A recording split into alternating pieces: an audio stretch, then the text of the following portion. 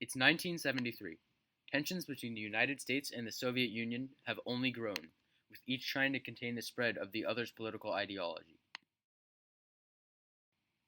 The US has placed its focus on support for democratic governments around the world, while the Soviet Union focuses on expanding its influence and spreading communism.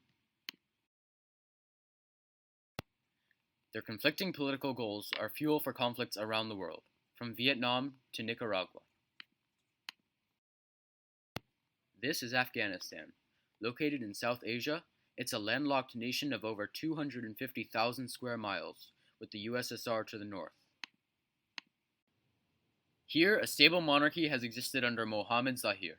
Zahir focuses on developing the country with foreign aid from the US and the Soviet Union, working on projects including irrigation and highway construction. Zahir maintains Afghanistan's neutrality in international politics at a time of increasing polarity between East and West.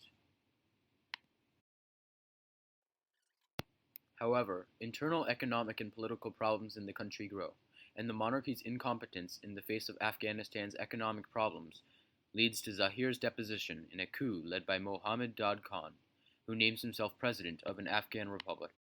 Dad aims to suppress the left and limit dependence on the Soviet Union.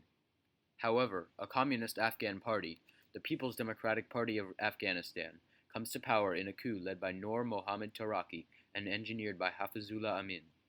Dad is killed, and a new government known as the Democratic Republic of Afghanistan, or the DRA, is created.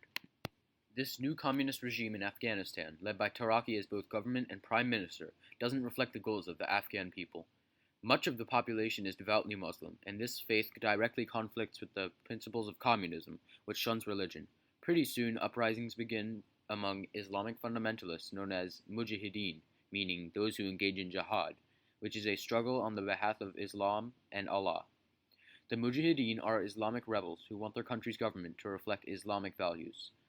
Their resistance against the new communist government marks the beginning of an Afghan conflict between secular communists and democratic Islamists. On December 5, 1978, the PDPA and the USSR sign a friendship treaty. On March 14, 1979, the U.S. ambassador Adolph Dubs is killed, prompting the elimination of U.S. assistance to Afghanistan. The USSR begins to provide massive military aid to the PDPA and the DRA. In that same month, Prime Minister Taraki loses a power struggle with Hafizullah Amin, also a member of the PDPA. That March, Amin is named Prime Minister, though Taraki retains his role as president. In September, Taraki attempts to have Amin assassinated, most likely due to Soviet advice to do so, because the Soviets believe that Amin's anti-Islamic policy is worsening the political situation in Afghanistan. However, Taraki's attempt fails. Amin seizes power on September 14th. Taraki is killed in the violence. On December 12th of 1979, the Soviets decide to invade Afghanistan out of fear for another Islamic revolution quite similar to the events occurring in Iran during the same time period. The Soviets are becoming unsettled by Amin's efforts to improve relations with the U.S., particularly his secret meetings with U.S. diplomats. On December 24, 1979, the Soviets send 30,000 troops to invade Afghanistan in order to prop up the faltering PDPA. Within the first 6 months of the campaign, 80,000 personnel are sent over by the Soviets to occupy Afghanistan. During the Soviet invasion, Amin, the leader of the PDPA, is killed. On December 29th, Babrak Karmal is installed as the Afghan president and Soviet puppet.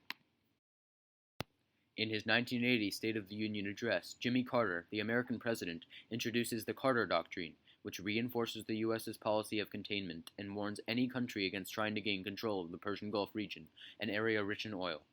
Carter worries that the Soviet invasion of Afghanistan is their first move in an attempt to move south and gain control of the plentiful oil resources of the Middle East. Guided by the Carter Doctrine, the U.S. stops grain sales to the USSR and boycotts the 1980 Olympics in Moscow due to perceptions that the Soviets are using the Afghan crisis to their own economic advantage.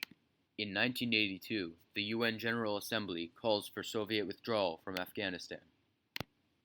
In 1985, the new Soviet leader, Mikhail Gorbachev, wants to put an end to the war. He goes about this by escalating the number of Soviet troops in Afghanistan with the hope of achieving a faster victory. This leads to the bloodiest year of the war. By 1985, an estimated 5 million Afghans have been displaced. Many flee to neighboring Iran and Pakistan. In 1986, Babrak Karmal is replaced with Mohammad Najibullah, also in the PDPA. 2 years later, in 1988, the United States, Pakistan, Afghanistan, and the Soviet Union all signed an agreement for the withdrawal of Soviet forces, returning Afghanistan to a non-aligned state. On February 15, 1989, the last departure of Soviet troops is announced. Over 1 million Afghans and 13,000 Soviet troops have been killed in Afghanistan's civil war.